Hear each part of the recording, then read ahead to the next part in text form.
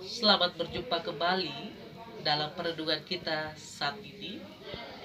Adapun perenungan kita saat ini, saya pilih dari Yesaya 45 ayat 1 sampai ayatnya yang ke-8. Adapun tema kita pada saat ini ialah tinggikanlah Dia. Bapak Ibu saudara-saudara yang dikasih dalam Tuhan, pembacaan atau perenungan kita pada saat ini sesungguhnya adalah sesuatu yang sangat menarik. Kenapa? Tidak lain karena bagi saya adalah sesuatu yang tidak biasa, di mana Allah memilih orang asing untuk menyatakan kuasanya, untuk menyatakan perbuatannya kepada umat Allah. Adapun orang asing itu tidak lain adalah Kores. Siapa Kores? Kores adalah seorang raja dari kerajaan Persia. Ia kemudian dipakai oleh Allah secara luar biasa untuk membebaskan bangsa Israel dari perbudakan di Babel. Nubuat yang disampaikan Yesaya pada pembacaan kita saat ini sesungguhnya terjadi 150 tahun sebelum penggenapannya. Tepatnya pada tahun 538 sebelum Masehi, di mana setelah Persia menguasai atau merebut Babel pada tahun 539 sebelum Masehi. Kores yang saat itu menjadi raja mengeluarkan sebuah ketetapan yang mengizinkan orang Yahudi kembali ke Yerusalem dan membangun kembali kota mereka dan bait suci mereka. Hal ini bisa kita jumpai dalam kitab Esra 1 ayat 1 sampai ayat kedua. Bahkan dalam nubuatan tersebut Kores mendapat gelar, yakni orang yang diurapi Tuhan. Gelar ini adalah gelar khusus bagi raja-raja Israel. Tetapi kali ini berbeda. Kali ini diberikan kepada seorang raja asing yang malah dikatakan ia tidak mengenal Tuhan. Kores diurapi dalam artian bahwa ia dipakai oleh Allah untuk melaksanakan tugas penting.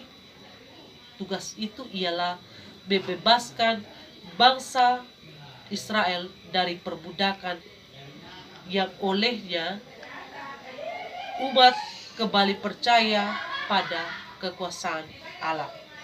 Dan melalui hal itu, Allah dapat menyelesaikan rencananya memakai Israel sebagai saluran keselamatan bagi bangsa-bangsa lain.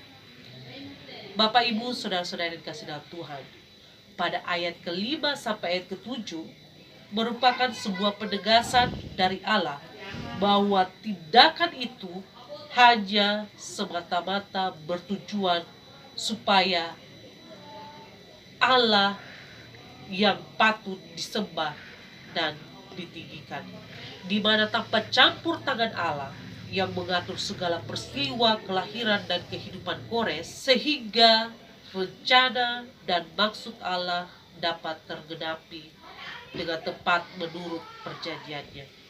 Bapak Ibu saudara-saudara yang dikasihi dalam Tuhan, sesungguhnya banyak hal yang terjadi dalam kehidupan kita manusia, khususnya kita secara pribadi dalam situasi atau kondisi saat ini, di mana ketika kita menghadapi persoalan hidup yang berat sekalipun, Allah dapat menggunakan orang lain untuk menolong kita keluar dari masalah kita.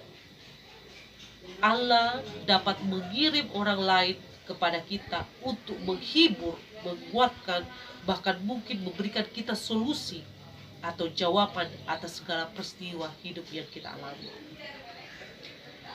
Misalnya seorang yang mengalami duka cita, atau mungkin seorang yang sedang tertimpa bencana. Allah mengirim, mengutus, bahkan menggerakkan hati baik itu rekan, sahabat, bahkan mungkin orang lain yang sama sekali tidak kita kenal, untuk menghibur bahkan menguatkan kita. Banyak orang mengatakan semua itu atas dasar kemanusiaan. Ya, itu benar. Tapi jika kita kembali merenungkan siapa yang sesungguhnya menciptakan rasa kemanusiaan, sehingga orang lain mau tergerak untuk turun tangan, membantu dan menghibur kita, agar orang yang tertimpa masalah atau kita yang tertimpa masalah atau pergumulan dapat melaluinya.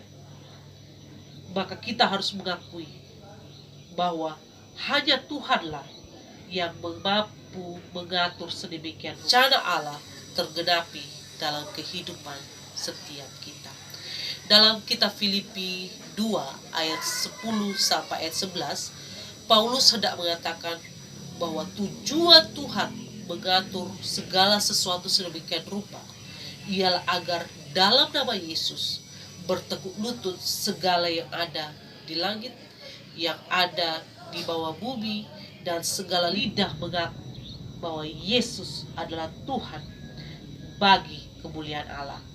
Hanya Dialah yang patut disembah dan ditinggikan, karena Dia adalah yang maha tinggi, namun mau memakai manusia sebagai ciptaannya, yang membawa seluruh bumi dan ciptaannya berbalik kepada pengenalan sesungguhnya akan Dia. Terpujilah Kristus, haleluya, amin.